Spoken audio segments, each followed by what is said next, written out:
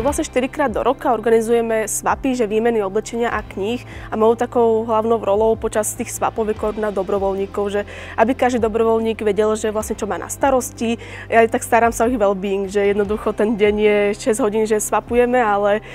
reálne oni aj zabudnú na to, že sa potrebujú napiť alebo občerstvenie a tak ďalej, tak aj dohľadám na to, aby fakt, že mali pauzy a užili si ten celý event. Takže taký ten, že well-being tých dobrovoľníkov, aby vedeli, že čo majú robiť a zároveň takže sa s nimi bavím a spoznávam ich. V rámci Swapnito, okrem toho, že tá výmena nejak prebieha, toho oblečenia, kníh či rastlín, tak my máme aj také, že diskusie na pozadí, napríklad o minimalizme alebo o rýchlej móde a jej dopadoch. Zároveň to máme, že aj hudobníkov, ktorí a to máme takú, že u nás filozofiu, že chcem mať lokálnych hudobníkov, že ľudí, čo len začínajú a do toho ešte aj upcyklistov, že v regióne Piešťany je veľa upcyklistov, ktorí tvoria z nejakých starého oblečenia niečo lepšie, niečo možno, čo sa dá opäť nosiť, nakoľko toho odpadu, z oblečenia toho textilného odpadu je mnoho. Koordinátorku dobrovoľníkov robím už takto, že 4. rok, s tým, že na našich swapoch, napríklad naposledy, keď sme mali swap, tak sme mali 26 dobrovoľníkov, s tým, že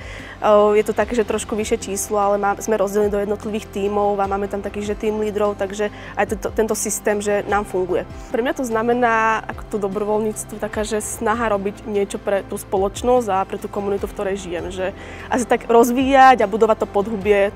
tej aktivity v tom danom regióne.